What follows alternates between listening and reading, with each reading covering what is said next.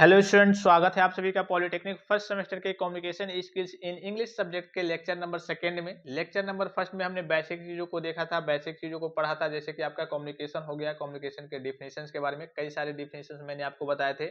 इसके अलावा कम्युनिकेशन के एडवांटेज के बारे में अर्थात लाभ के बारे में, कम्युनिकेशन के डिसएडवांटेज ड्रॉबैक्स अर्थात कली की हानि के बारे में, उसके नुकसान के बारे में, कम्युनिकेशन के कली के फीचर्स कैरेक्टरिस्टिक्स अर्थात विशेषताओं के बारे में, और कम्युनिकेशन के इंपॉर्टेंस अर्थात महत्व के बारे में। इन सारे टॉपिक्स को हमने पिछले लेक्चर के माध्यम से कवर किया था।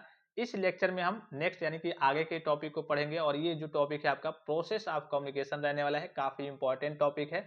इससे इस टॉपिक से आपके एग्जाम में क्वेश्चन बनते ही बनते हैं। कभी कभी डायरेक्टली आपसे पूछ लिया जाता है कि define the process of communication, यानी कि पूरे प्रोसेस को ही आपसे पूछ लेता है। इसी प्रकार से आपको डायग्राम वगैरह बना करके आपको समझाना होता है, इसके डिफिनेशन वगैरह लिखने होते हैं। काफी सिंपल और काफी सरल आसान भाषा में मैं आपको बताऊंगा।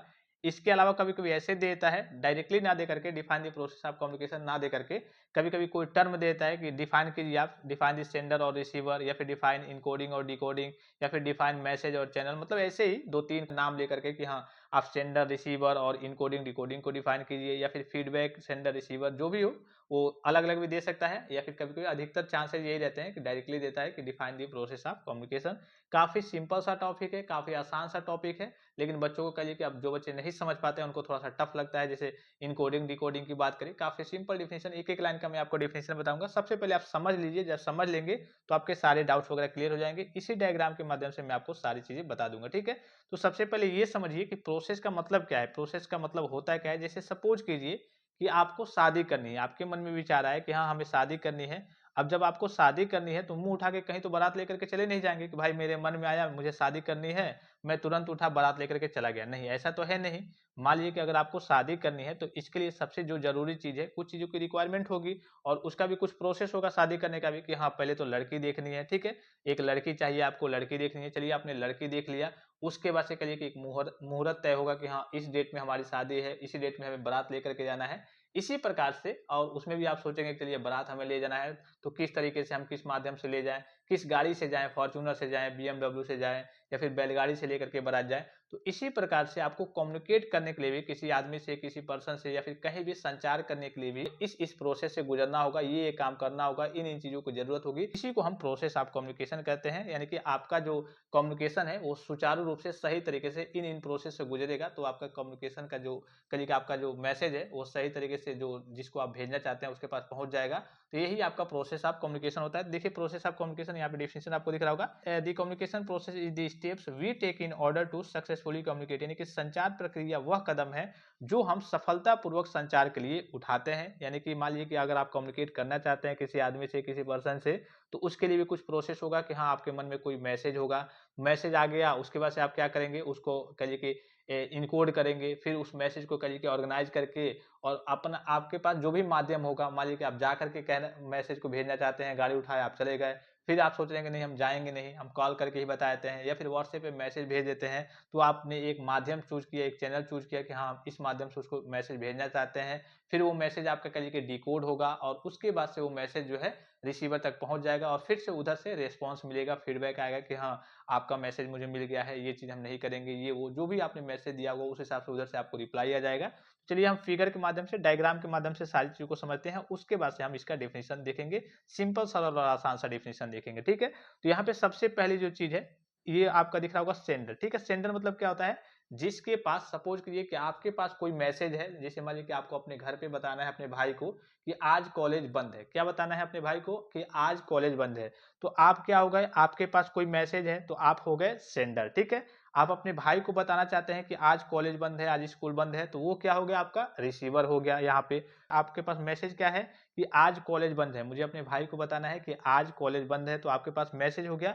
उस मैसेज को आप इनकोड करेंगे। अब ऐसा तो है नहीं कि आपके दिमाग में मैसेज आया कि मुझे अपने भाई को बताना है कि आज कॉलेज बंद है, और आपने अपने दिमाग में सोचा और काम आपका हो गया, आपके भाई तक मैसेज पहुंच गया। नहीं, उस मैसेज को आपको इनकोड करना है। इनकोड का मतलब यहाँ पे क्या होता है, मैसेज को आपको ऑर्गेनाइज करना है कि किस तरीके से आपको भेजना है। जैसे सपोज कीजिए कि आपने एक माध्यम चूज किया, यहाँ पे चैनल का मतलब क्या है, माध्यम, कि किस माध्यम से आप भेजना चाहते हैं। मान लीजिए सपोज कीजिए कि आप सोच रहे होंगे, चलिए कॉल करके बता देता हूँ कि हाँ आज स्कूल बंद है, या फिर आज ये काम होने वाला है, जो भी आपके पास मैसेज हो, जिस भी प्रकार का मैसेज हो, तो आपने एक माध्यम चूज किया कि हाँ मैं कॉल करके बताता हूँ, फिर आपने सोचा नहीं कॉल तो उठाता नहीं है, या फिर जो भी रीजन हो, आपने सोचा नहीं हम कॉल नहीं करेंगे, चलिए हम फेसबुक पे बता दे रहे हैं चैट करके, नहीं फेसबुक पे नहीं बताते हैं, फेसबुक तो वो यूज ही नहीं करता है, चलो हम व्हाट्सएप पे बता दे रहे हैं। तो आप कोई ना कोई एक वे, कोई ना कोई एक करिए कि माध्यम यहाँ पे चूज करेंगे, एक चैनल चूज करेंगे कि हम इस तरीके से ये मैसेज उस तक पहुंचाना चाहते हैं, उस तक भेजना चाहते हैं, तो ये आपका चैनल हो गया।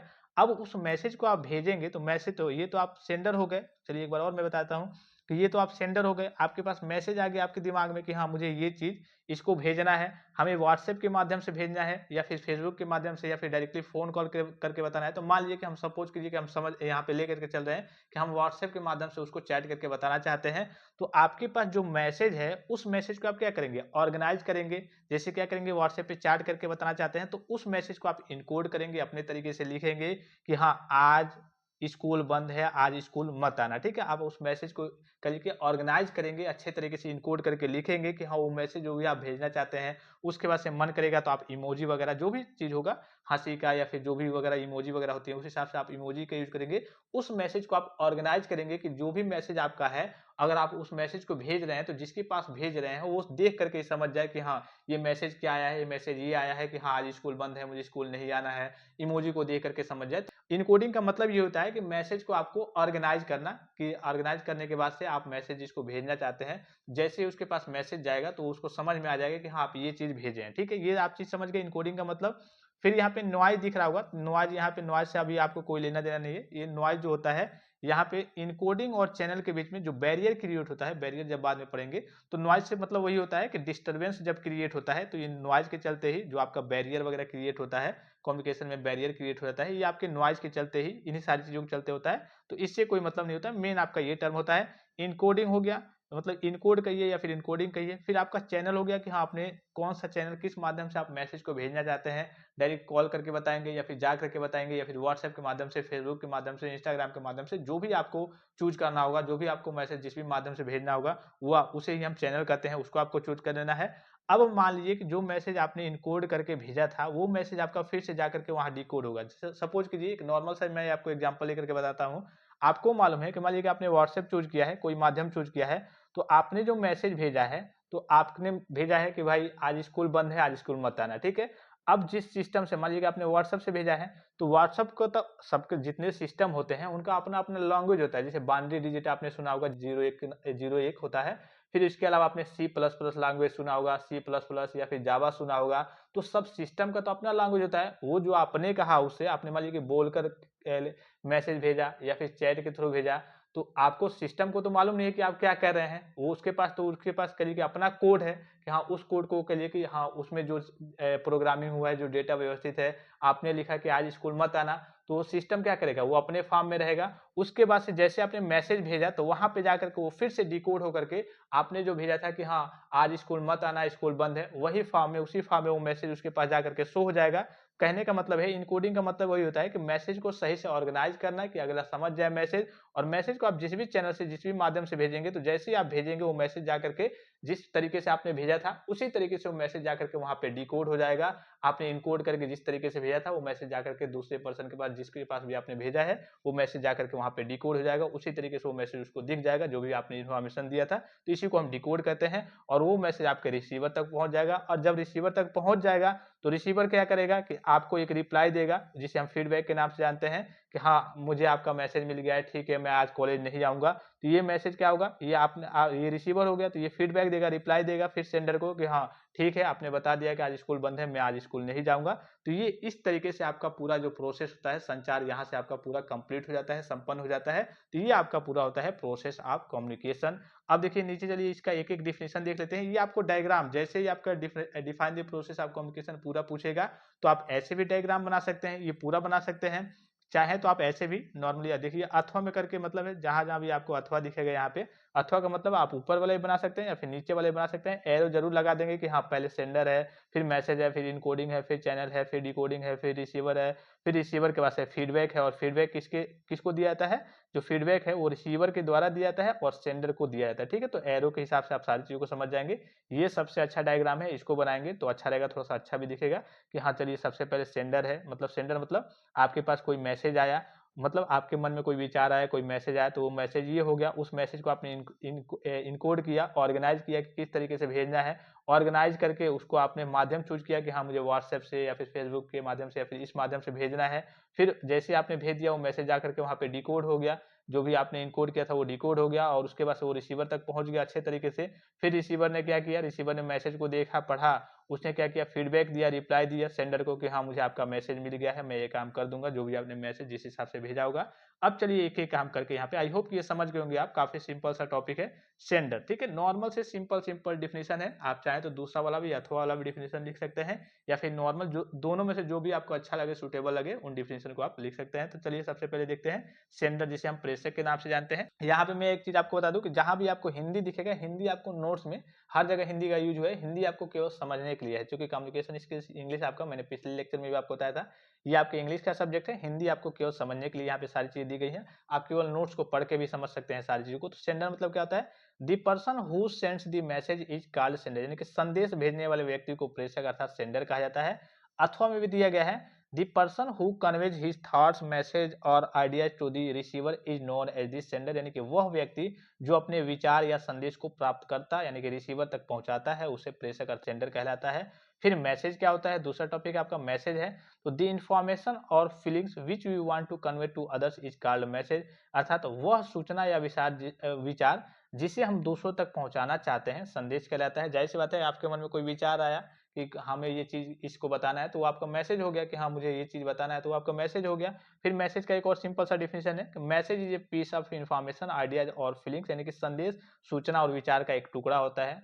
फिर देखिए इनकोडिंग आ गया। तो इनकोडिंग का मतलब क्या है? Encoding means to send a message by properly organizing it, यानी कि इनकोडिंग का अर्थ है किसी संदेश को उचित रूप से व्यवस्थित करके उसे भेजना है। कि जैसे ही आप ऑर्गेनाइज करके अच्छे तरीके से मैसेज को व्यवस्थित करके भेजेंगे, तो वहां पे जाएगा रिसीवर के पास, तो डिकोड हो करके उसको अच्छे से समझ में आ जाएगा कि हाँ, आपने ये मैसेज भेजा है। फिर देखिए चैनल, चैनल मतलब मैंने आपको बताया था कि कौन सा माध्यम आप चूज करना चाहते हैं मैसेज भेजने के लिए। तो channel is the medium by which you send a message to another person. Channel वो माध्यम है जिसके द्वारा आप किसी अन्य व्यक्ति को संदेश भेजते हैं। तो चैनल तो सिंपल है, ये तो सभी बच्चे समझ रहे होंगे, इसमें तो कुछ बताने की जरूरत नहीं है। फिर डिकोडिंग देखिए, it means to understand the message properly, यानी कि डिकोडिंग का मतलब है संदेश को ठीक से समझना। आपने इनकोड करके मैसेज को भेजा था, जिस तरीके से जिस फॉर्मेट में भेजा होगा, तो आप सिस्टम का तो अपना अलग लैंग्वेज होता है, बाइनरी डिजिट होता है, तो वो क्या करेंगे, आपके मैसेज को आपने इनकोड ही किया, वो आपने सिस्टम के थ्रू भेजा, जिस भी थ्रू भेजा, चैट करके या फिर कहीं कैसे कॉल पे बताया, तो वो मैसेज आपका डिकोड करके कहीं रिसीवर तक सही तरीके से पहुंचा देता है। तो it means to understand the message properly, मतलब अच्छे तरीके से आपको मैसेज समझ में आता है। तो डिकोडिंग का मतलब होता है संदेश को ठीक से समझना। या फिर अथवा में दिया है, इसके कई सारे डिफिनेशन है। Decoding is the process of converting something from A coded form into a normal form, यानी कि डिकोडिंग किसी चीज को कोडेड रूप से सामान्य रूप में परिवर्तित करने की प्रक्रिया है। या फिर तीसरा डिफिनेशन दिख रहा होगा, decoding refers to converting the encoded message into language and understanding the message, यानी कि डिकोडिंग से तात्पर्य है इनकोडेड संदेश को भाषा में परिवर्तित करना और संदेश को समझना। काफी सिंपल, काफी आसान सा डिफिनेशन है। फिर रिसीवर क्या होता है? The person who receives the message is called receiver, यानी कि जो व्यक्ति संदेश प्राप्त करता है उसे प्राप्तकर्ता कहा जाता है। और फीडबैक क्या होता है? इट इज द रिएक्शन और रिस्पॉन्स ऑफ द रिसीवर, यानी कि जो भी रिसीवर और रिसीवर के द्वारा जो मैसेज को प्राप्त करता है, उसके द्वारा जो भी रिएक्शन आता है, जो भी रिस्पॉन्स आता है, उसे ही हम फीडबैक के नाम से जानते हैं। तो आई होप कि लेक्चर आपको काफी ज्यादा हेल्पफुल और इन्फॉर्मेटिव लगा होगा। फिलहाल इस लेक्चर में इतना ही, इजाजत दीजिए, धन्यवाद, थैंक्स फॉर वॉचिंग, मिलते हैं नेक्स्ट लेक्चर में।